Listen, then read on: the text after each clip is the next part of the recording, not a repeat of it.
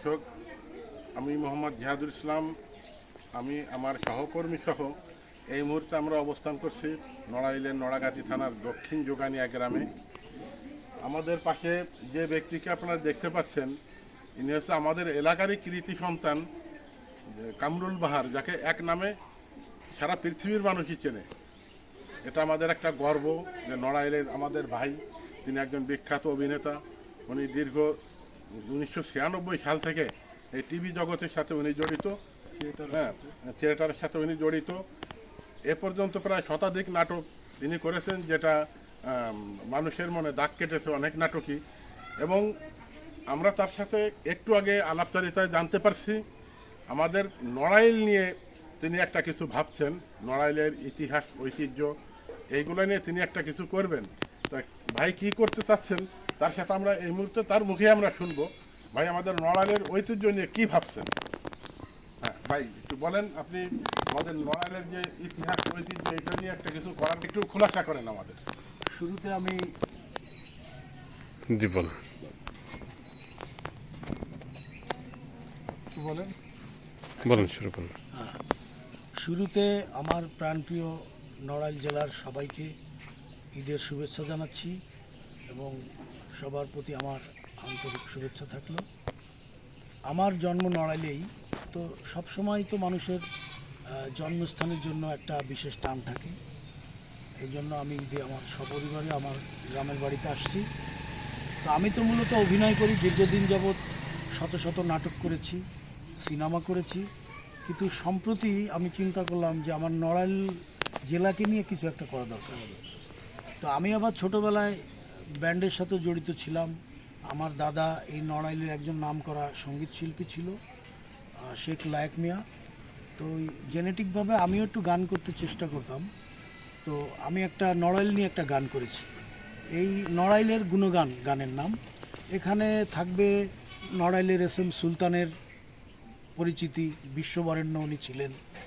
থাকবে বিজয় সরকারের পরিচিতি, থাকবে শিল্পী মোসলেম উদ্দিন, এবং যারা নড়াইল যারা কৃতি সন্তান, এই গানের মধ্যে সবার নামই থাকবে। আমরা বিশ্ববাসীর কাছে নড়াইলের ঐতিহ্যকে তুলে ধরব গানের মাধ্যমে। শুধু দর্শক, আমি তো আসলে দীর্ঘ জীবন আমার এক ধরনের নাটক প্রচার হতো, যেমন রঙের দুনিয়া। এটা বাংলা ভিশনে প্রচার হয়েছে প্রচুর, মানে বাংলাদেশে একজন জনপ্রিয় হিট নাটক ছিল এটা। এর পরপরই নাটক প্রচার হয়েছে বয়রা পরিবার, সুপার ডুপার হিট, বাংলাদেশের ঘরে ঘরে সবাই জানে। তারপরে এখন প্রচার হচ্ছে চাপাবাজ ধারাবাহিক নাটক, 1000 পর্ব। তো আরও অনেক নাটক আমি করি। এই নাটকগুলোতে আমার এক ধরনের ক্যারেক্টার ছিল, একটু কমেডি দাসের। কিন্তু সম্প্রতি আমি আমার ক্যারেক্টারকে পরিবর্তন করার জন্য আমি, দেখেন, এই গেটআপে কিন্তু আমাকে টেলিভিশনে দেখতে পারবেন না, বা আমার যত নাটক আছে এখন কোনো নাটকে আমাকে এই গেটআপে দেখতে পারবেন না। তা আমি রিসেন্টলি বিভিন্ন সিনেমাতে ভিলেনের চরিত্র করছি। তো যে কারণে আমার এখন এই যে মোজ বা এই গেটআপটা নিয়েছি, তা আপনারা হয়তো মিলাতে পারবেন না। আমি সম্প্রতি অনেকগুলো ছবির সাথে চুক্তিবদ্ধ হয়েছি, ছবি করব, এবং অনেকগুলো ছবি আমার এই 26 সালে মুক্তি পাবে। তো এই জন্য আপনারা আমার জন্য দোয়া করবেন। আর নাটকে যে বর্তমানে চ্যানেল 9-এ রবি সোম মঙ্গলবারে ফাঁকা আওয়াজ নামে একটা ধারাবাহিক নাটক আছে, বিপুল জনপ্রিয় নাটক, ঠিক আছে, এটা আপনারা দেখবেন। আর বৈশাখী টিভিতে প্রতিদিন সন্ধ্যা 6টায় দেখায় চাপাবাজ, 1000 পর্ব, জনপ্রিয় নাটক, আপনারা হয়তো দেখেছেন বা এখনও দেখবেন।